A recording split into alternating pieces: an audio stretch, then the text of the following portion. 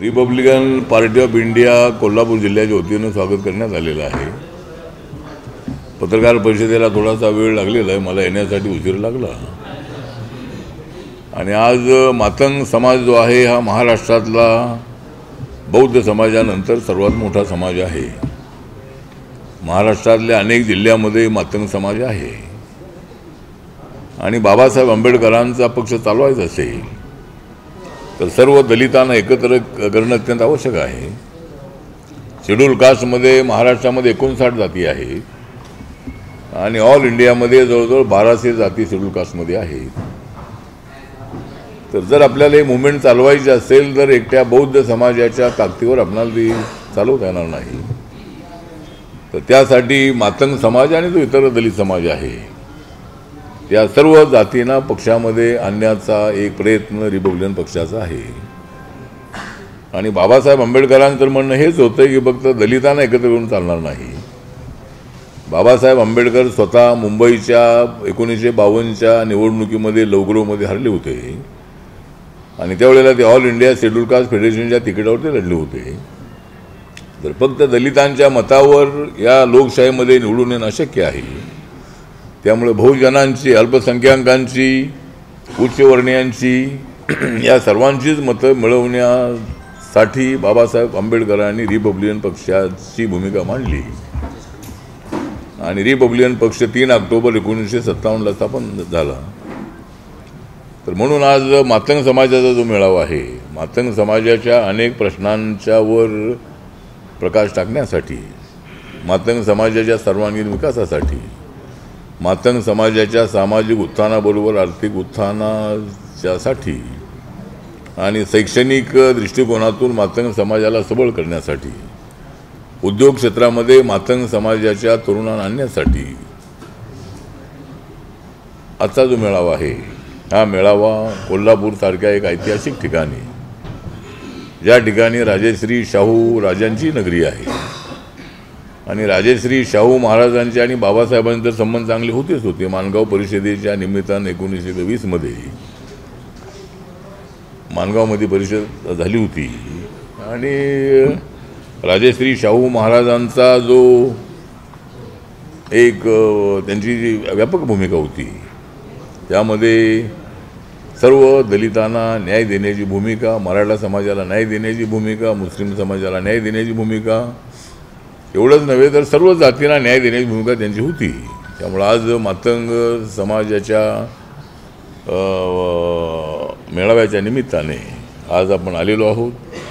अण्णा वायदंडे हे आमच्या मातंग आघाडीचे महाराष्ट्राचे अध्यक्ष आहेत आणि त्यांच्या नेतृत्वाखाली याच्या अगोदर हनुमंत साठे आमचे राज्याचे अध्यक्ष होते, ते पुण्यात राहत होते। पण अचानक त्यांचं हार्ट अटॅकने मध्यंतरी निधन झालं। त्यानंतर अण्णा वायदंडे गेले अनेक वर्षांपासून हे माझ्यासोबत आहेत आणि त्यांच्यावर आम्ही महाराष्ट्राच्या मातंग आघाडीच्या अध्यक्षपदाची जबाबदारी सोपवलेली आहे। तर त्यांच्या अध्यक्षतेखाली आजचा मेळावा इथं कोल्हापूरमध्ये शाहू स्मारकाच्या समोर जे मैदान आहे ते आपल्या शाहू दसरा चौक जो आहे तर त्या दसरा चौकामध्ये आजचा हा मेळावा आहे। महाराष्ट्राच्या अनेक जिल्ह्यातून प्रतिनिधी येणार आहेत आणि मातंग समाजाच्या उत्थानाच्या संबंधातली भूमिका तिथं मांडण्यात येणार आहे।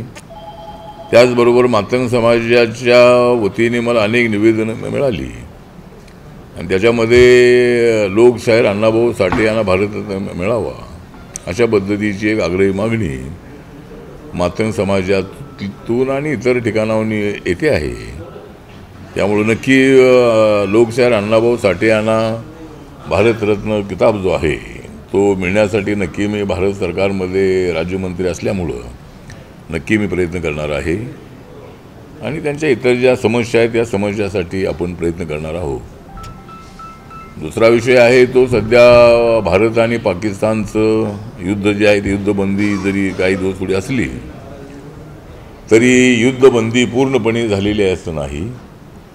ही तात्पुरती युद्धबंदी आहे आणि डोनाल्ड ट्रम्प यांनी मध्यस्थी केल्यामुळं हे सगळं थांबलं आहे असं नाही आहे। ठीक आहे, त्यांची भूमिका होती की युद्ध नको, आपण व्यापारामध्ये लक्ष दिलं पाहिजे, पण भारत सरकारला माननीय नरेंद्र मोदीजींना आणि सर्व भारतीयांना पाकिस्तानचा फार मोठा राग यासाठी आहे की काश्मीरचा 1/3 भाग त्याने आपल्या ताब्यात अनेक वर्षांपासून ठेवलेला आहे. देशाला स्वातंत्र्य मिळालं 15 ऑगस्ट 1947ला. त्यावेळेपासून पाक व्याप्त काश्मीर जो आहे हा पाकिस्तानच्या ताब्यात आहे आणि तो आपण ताब्यात घेतला पाहिजे ही भूमिका मी स्वतः लोकसभेमध्ये राज्यसभेमध्ये अनेक वेळेला मांडलेली आहे.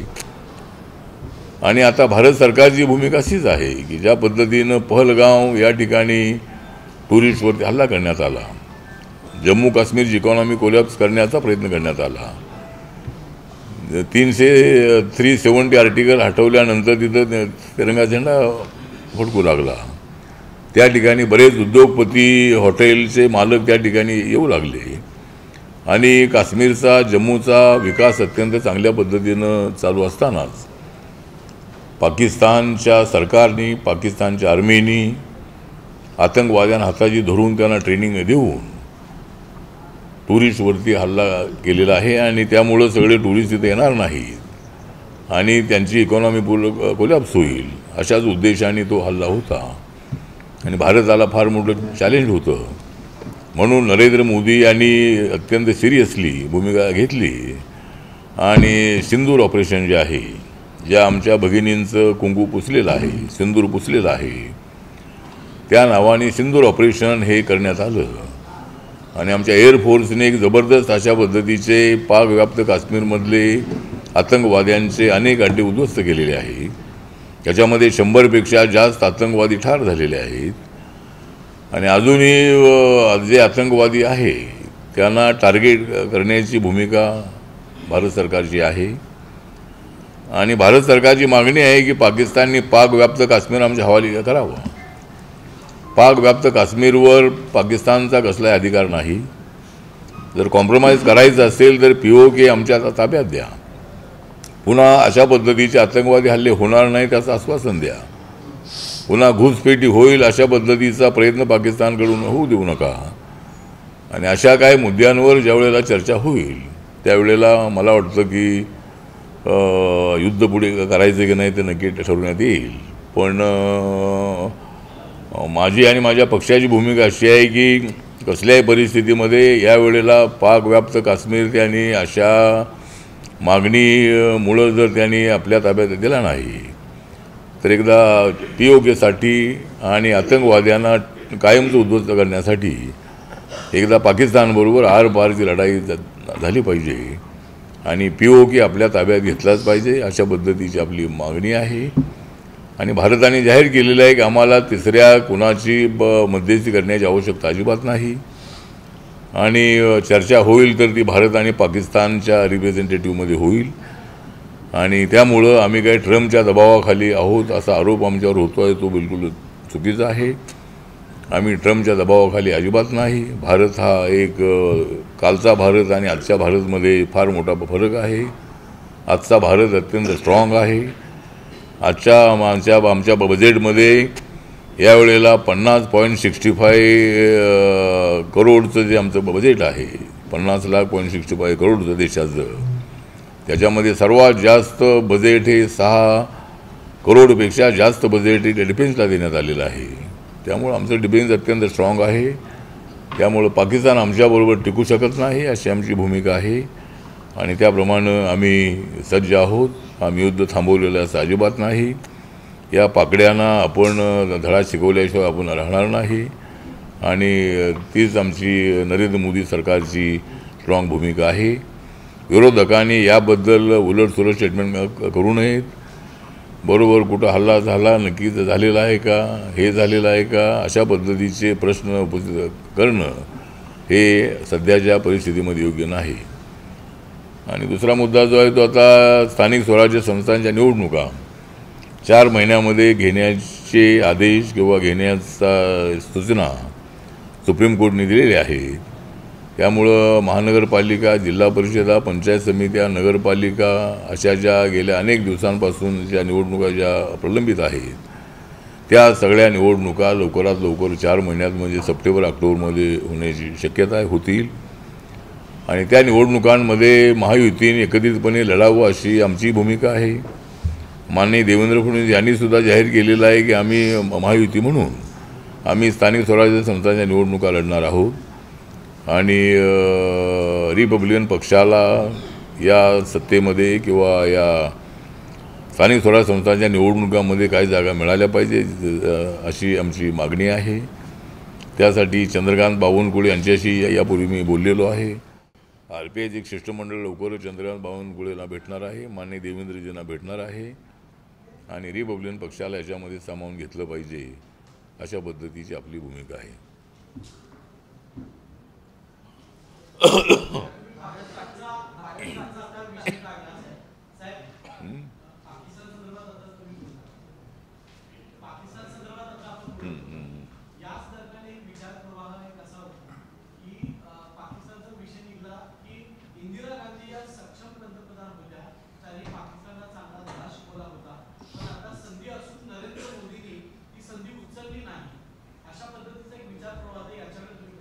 मला वाटतं की विचार प्रवाह वेगवेगळे असू शकतात, पण नरेंद्र मोदीजींनी असा झटका पाकिस्तानला दिलेला आहे की त्यावेळेला इंदिरा गांधींच्या वेळेला पाकिस्तान असा एकदम सरेंडर झालेला नव्हता. यावेळेला त्यांच्या पंतप्रधानांनी सांगितलेलं आहे की भारत आमच्यापेक्षा स्ट्रॉंग आहे आणि भारताबरोबर युद्ध आम्हाला परवडणारं नाही. त्यामुळं शांततेची चर्चा व्हावी अशी भूमिका त्यांच्या प्रधानमंत्र्यांनी मांडलेली आहे.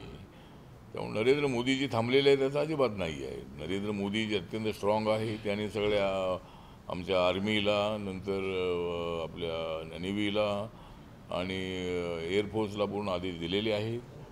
आणि वेळ आल्यानंतर नक्कीच आम्हाला जर पाकिस्तानने आमचं ऐकलं नाही, जर आता जी आपली मागणी होती बाबा पाकिस्तानने आतंकवादी हल्ले करू नयेत आणि पहलगामचा हल्ला अत्यंत आमच्या जिव्हारी लागलेला आहे आणि म्हणून त्यांना सबक शिकवलेला आहे. त्यामुळं अशी तुलना करण्याची इंदिरा गांधी याही स्ट्रॉंग होत्या, त्याच्यापेक्षा मोदीजी अजूनही जास्त स्ट्रॉंग आहे.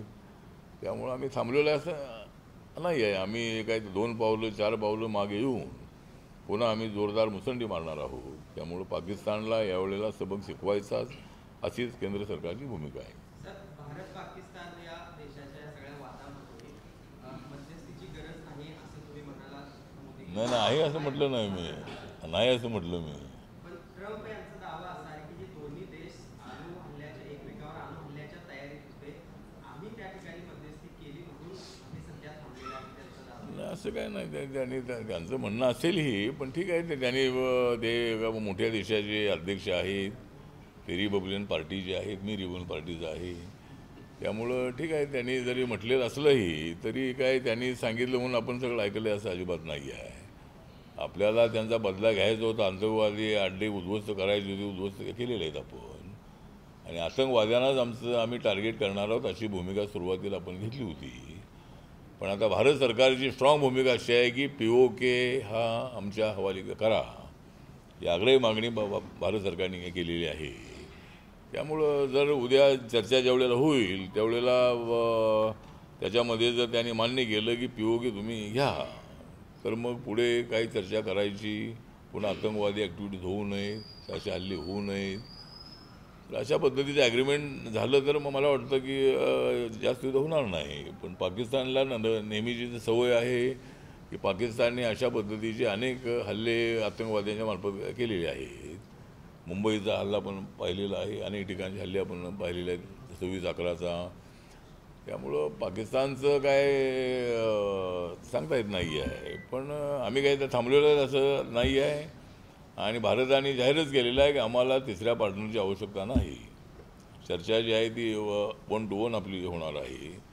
तर त्यामुळं ट्रम्पचा काय विषय इथं नाही.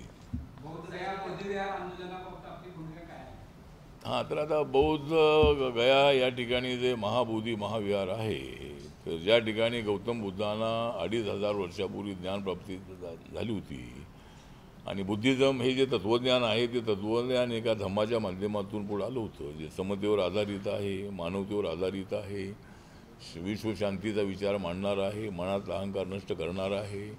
तर असा एक विचार जो आहे तो बुद्धाने मांडल्यानंतर हा म्हणता सगळ्या आशिया खंडामध्ये बुद्धिझम जाऊन पोचलेला आहे. मी आता परवाच मी आता 2-3 दिवसापूर्वी मी आलो. व्हिएतनाम, कंबोडिया आणि थायलंड, संपूर्ण जो बेल्ट आहे तो सगळा बुद्धिस्ट आहे. त्या ठिकाणी बुद्धाच्या बड्या बड्या मूर्ती आहे. त्या ठिकाणी पाली भाषा आपली आहे. त्या पाली भाषेमध्ये त्या ठिकाणी त्यांची प्रार्थना होते. त्यामुळं बुद्धिझम सगळ्याकडे पोचलेलं आहे. त्यामुळं महाबोधी सोसायटीच्या संबंधात मागणी आमच्या सगळे बौद्ध बांधवांची आहे.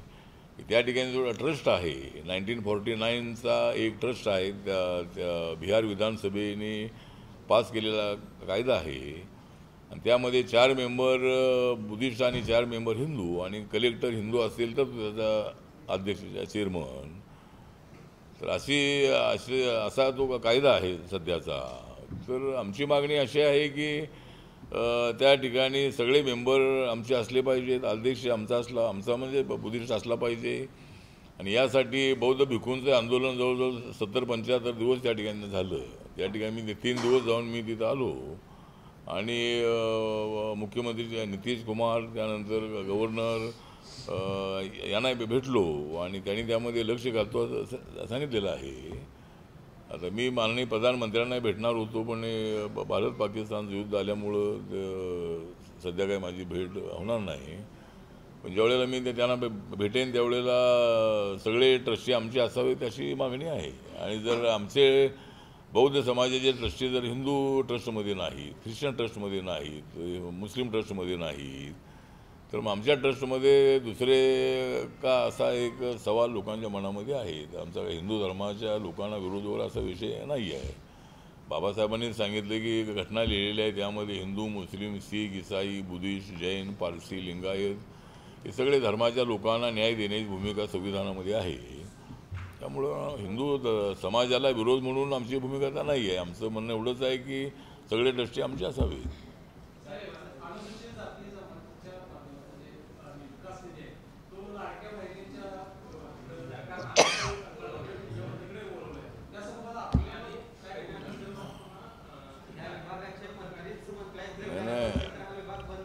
नाही ते एक तर ते आमचा निधी ते वळवतात, पण वळवल्यानंतर ते आम्हाला कळवतात. त्यामुळे ते अगोदर काही आम्हाला सांगत नाही आहे.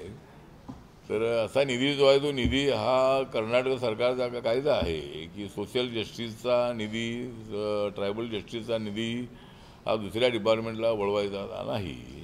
तो खर्च नाही झाला यावर्षी तरी तो पुढच्या वर्षी खर्च करण्याची तरतूद त्यामध्ये आहे. पण असा जो मध्ये कधी कधी असा निधी वळवण्याचा प्रयत्न होतो तर इतर डिपार्टमेंटचा वळवावा. जर आपला निधी कमी असतो आणि त्यामध्ये निधी वळवणं हे योग्य नाही. संजय शिरसाट यांनी भूमिका मांडलेली आहे की जर निधी वळवत असाल तर खातं बंद करून टाका. त्यांचं मत असं होतं की बाबा असा आमचा निधी वळवू नये, आणि जर वळवला असेल तर तो पुन्हा आम्हाला तो द्यावा. आणि वळवण्याची जी सध्या सूट आहे म्हणजे कुठल्या डिपार्टमेंटचा निधी कुठे वळवायचा तर म्हणजे असा कायदा नाही आहे. त्यामुळं माननीय मुख्यमंत्री देवेंद्र फडणवीस यांच्याकडे आपली मागणी आहे की या संबंधातला कायदा करा, म्हणजे नंतर असा निधी वळवता येणार नाही. इतर कर्नाटक राज्यामध्ये असा कायदा आहे, तसा कायदा आपणही करा अशी आमची मागणी आहे.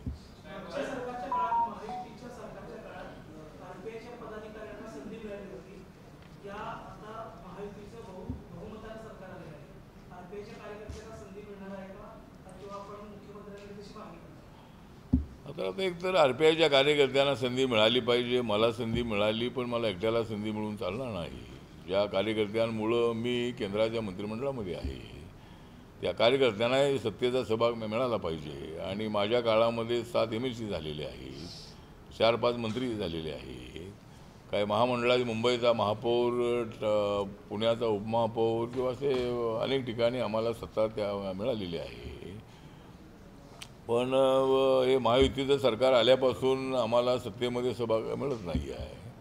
मला मिळालेला आहे, परंतु माझ्या कार्यकर्त्यांना ज्यांनी मला बळ दिलेला आहे, ज्यांच्यामुळं मी दिल्लीपर्यंत पोचलेलो आहे, जे माझ्यासाठी त्यांनी खस्ता खाल्लेले आहेत, जेलमध्ये गेलेले आहेत, तर अशा कार्यकर्त्यांना संधी मिळाली पाहिजे ही आमची मागणी आहे. आणि आता देवेंद्रजींनी मान्य केलेलं आहे की RPIच्या कार्यकर्त्यांना काय महामंडळ, DPDC, जिल्ह्याच्या कमिट्या, तालुक्याच्या कमिट्या, नंतर SEO हे सगळं देऊ आणि येणाऱ्या महानगरपालिकेच्या निवडणुकीमध्ये RPIला काही जागा देऊ असं मान्य केलेलं आहे. तर आता यावेळेला काही चांगली संधी मिळेल अशी अपेक्षा आहे. सुरुवातीला तुम्ही मातंग समाजाबद्दल भूमिका जाहीर केली, सविस्तर विवेचन केलं, पण एका गटानं या परिषदेला मंगळवारी पत्राविषयी तुम्ही विरोध केला होता की तुम्ही मातंग समाजासाठी काही केलेलं नाही आहे, काही प्रश्न सुटलेले नाहीत मातंग समाजाचे आणि त्याचं नेतृत्व तुमच्यातले जे जुने सहकारी वगैरे करतात आणि या परिषदेच्या निमित्तानं मातंग समाजासाठी तुम्ही काय न केल्यामुळं किंवा उपवर्गीकरण दर्जा न दिल्यामुळं तुम्ही मंत्रिपदाचा राजीनामा दिला पाहिजे किंवा देणार का असा प्रश्न नाही तुम्ही घेणार का? उत्तर आम्ही दिलं नाही ठीक आहे, जाऊ दे, ठीक आहे. बोलले असतील ते काय, सगळ्यांना बोलायचा अधिकार आहे आणि राजीनामा मागण्याचा अधिकार ज्याने मला मंत्री केलेला आहे त्यांना मागण्याचा अधिकार आहे. आणि मातंग समाजासाठी मी काही केलं नाही अशा पद्धतीचा आरोप करणं चुकीचं आहे. अनेक वेळेला मी भूमिका सर्वात अगोदर मांडलेली आहे. मातंग समाजावर अन्याय झाल्यानंतर बौद्ध समाजाचा अन्याय झाला तरी मी जातो, तसा मातंग समाजावर अन्याय झाल्यावर मी सर्वात अगोदर गेलेलो आहे. अनेक ठिकाणी मातंग कुटुंबांना पण मदत केलेली आहे. त्यामुळे पॉलिटिकली कुणी अशा पद्धतीचं काय आरोप करत असेल की राजीनामा द्यावा, ते कुणी मला राजीनामा मागितलं तर मी तर थोडासा देणार आहे. म्हणजे राजीनामा मागण्यासाठी मी इथं एवढा संघर्ष करून मी इथं पण झालेलो आहे आणि राजीनाम्याचा विषय अजिबात नाही. आणि काय मंत्रिपद काय माझ्यासाठी फार महत्त्वाचं नाही आहे. मंत्रिपद येतात आणि जातातही, पण मी माझ्या 30-35 वर्षाच्या काळामध्ये पाहिलेलं आहे की मी सत्तेवर नसताना माझ्यासोबत लोक होते, असताना माझ्यासोबत लोक होते. आता मी दिल्लीला गेल्या 10 वर्षापासून 11 वर्षापासून मी आहे. तर माझा पक्ष हा सर्व राज्यामध्ये जाऊन पोचलेला आहे. नागालँडमध्ये माझे 2 आमदार आहेत, मणिपूरमध्ये माझा पक्ष रेकग्नाइज आहे आणि सर्व मिझोराम आहे, मेघालय आहे, त्रिपुरा आहे, अरुणाचल प्रदेश आहे, आसाम आहे, या सर्व राज्यामध्ये माझ्या पक्षाच्या शाखा आहेत. अंदमान निकोबारमध्ये आहे, लक्षद्वीपमध्ये आहेत. त्यामुळं मी मंत्री असल्यामुळं मी सर्व देशामध्ये पक्ष वाढलेला आहे आणि मातंग समाजासाठी मी अनेक वेळेला भूमिका घेतलेली आहे. कॅटेगरायझेशनच्या संबंधामध्ये माझी भूमिका मांडताना मी सांगितलेलं आहे की सर्वात जास्त फायदा बौद्ध समाजाला झालेला आहे. पण मातंग समाजामध्ये शिक्षणाचं प्रमाण वाढवल्याशिवाय आपल्याला त्यांचा जो काय त्यांची मागणी आहे ती पूर्ण होणार नाही. त्यासाठी त्यांच्या शिक्षणाकडे आपल्याला लक्ष देणं अत्यंत आवश्यक आहे आणि त्यासाठी राज्य सरकारने मातंग महामंडळ आपल्या अन्नभाऊसाठी विकास महामंडळ बनवलेलं आहे. त्यानंतर मातंग आयोग बनवण्यात आलेला आहे. तर असे अनेक निर्णय सरकारने घेतलेले आहेत आणि त्या निर्णयामध्ये माझाही मोठा सहभाग आहे. त्यामुळं मातंग समाजासाठी काय जाऊ दे सोडून ठीक आहे. तर ते ठीक आहे. तर मी मातंग समाजाच्या बाजूने आहे आणि म्हणूनच मातंग समाजाला न्याय देण्यासाठी मी माझ्या पक्षाची मातंग आघाडी बनवलेली आहे आणि त्या आघाडीच्या मार्फत माझं काम सुरू आहे. भूषण गवई बाबासाहेबांच्या विचारावर चालत नाही, संविधानाच्या विचारावर चालत नाही, ते भारतीय जनता पार्टीच्या विचारावर चालतात असा एक प्रचार सुजात आंबेडकरांच्या बाजूने गेले 4 दिवस चालू आहे. कोणाच्या? सुजात आंबेडकर, प्रकाश आंबेडकरांच्या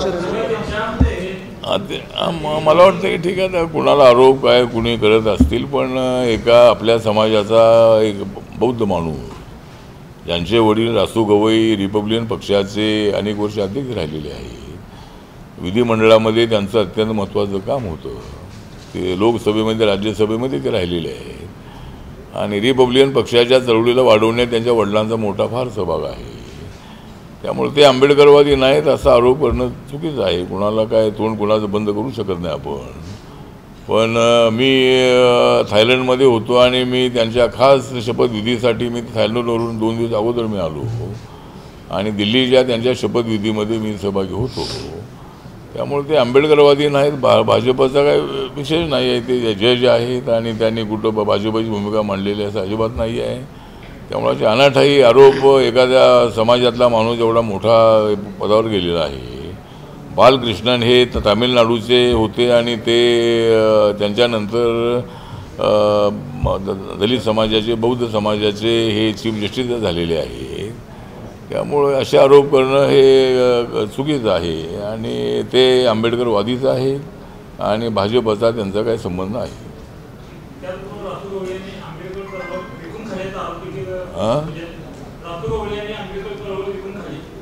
ठीक आहे, जाऊ द्या ना, काय कोण आरोप आहे लुटून खाल्ली, नाही लुटून खाल्ली वगैरे असे आरोप करण्यात काय अर्थ नाही. आम्हाला आरोप करता येतात, आम्हाला आरोप करायचे असतील आम्ही आरोप करू शकतो, पण आपण असे आरोप करण्यात काही अर्थ नाही आहे. रासू गवई सत्तेवर राहिलेले आहेत आणि मी सुद्धा पॅन्थरच्या मुवमेंटमध्ये संघर्ष करून करून मी गावागावामध्ये पायपीट केलेली आहे, मी संघर्ष केलेला आहे, आंदोलनं केलेली आहेत.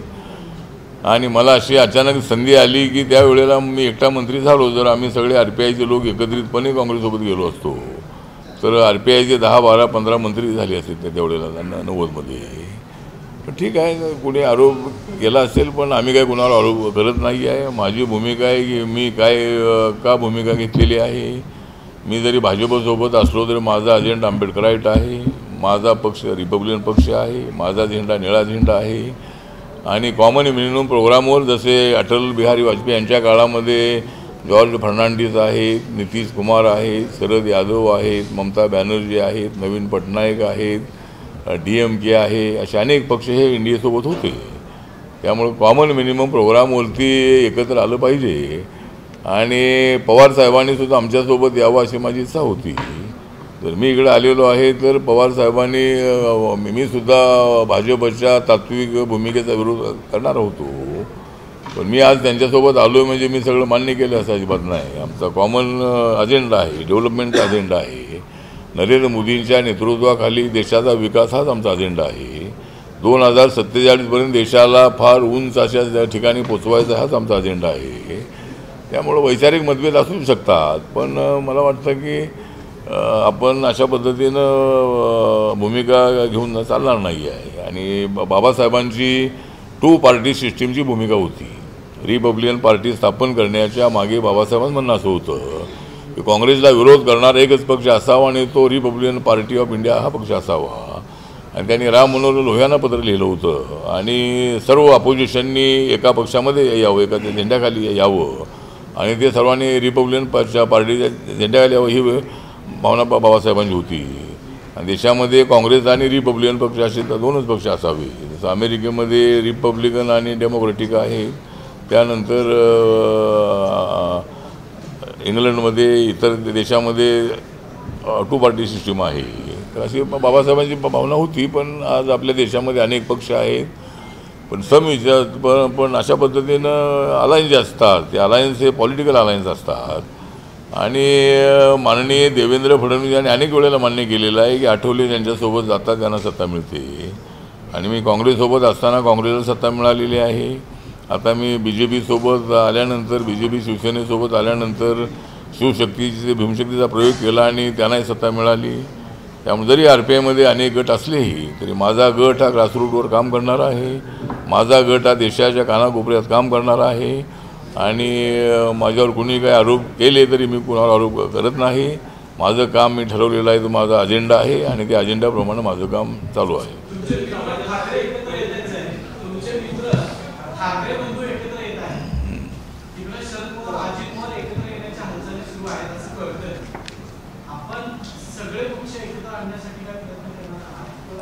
आता मला वाटतं की एकतर शरद पवार साहेब आणि अजित पवार साहेब एकत्र येतील की नाही अजून शंका आहे. आणि उद्धव ठाकरे साहेब आणि राज ठाकरे साहेब एकत्र येतील असे अजून वाटत नाही आहे. आणि आम्ही तर एकत्र येऊ असं कोणालाच वाटत नाही आहे. त्यामुळं पण जर एकत्र येत असतील तर माझी भूमिका आहे की जर ते एकत्र येऊ त्यांना नाही येऊ, पण आम्ही एकत्र आलं पाहिजे. रिपब्लिकन पक्षाच्या नेत्यांनी एकत्र आलं पाहिजे आणि बाळासाहेब आंबेडकरांनी त्याचं नेतृत्व करावं. त्यांनी पक्षाचं अध्यक्ष बनावं, त्यांनी वंचित बहुजन आघाडी बरखास्त करावी आणि रिपब्लिकन पार्टी ऑफ इंडिया बाबासाहेबांचा पक्ष आहे तो चालवावा. त्यांनी त्याचं अध्यक्षपद स्वीकारावं. त्यांच्या नेतृत्वाखाली काम करण्याची माझी तयारी आहे. सर्व गटांनी आपले गट बरखास्त करून प्रकाश आंबेडकरांच्या नेतृत्वाखाली सगळ्यांनी जर एकत्रित येण्याचा निर्णय घेतला तर एक महाशक्ती आपली चांगली उभी राहू शकते. आणि त्यासाठी जर अशी वेळ आली तर मला काय माझं मंत्रिपद जास्त महत्त्वाचं नाही आहे. मंत्रिपद कायम असतात असं नाही आहे. लोकशाहीमध्ये कधी हे कधी ते सत्तेवर असतातही. त्यामुळं समाजात ऐक्य हे माझ्यासाठी अत्यंत महत्त्वाचं आहे. त्यामुळं जर पण ते प्रकाश आंबेडकर आणि मी एकत्र आल्याशिवाय लोकांना ऐक्य वाटत नाही आहे. त्यामुळं बाळासाहेबांनी जर थोडा लीड घेतला तर मला वाटतं समाजाचं ऐक्य होऊ शकतं आणि त्यासाठी माझी भूमिका पॉझिटिव्ह आहे. चला,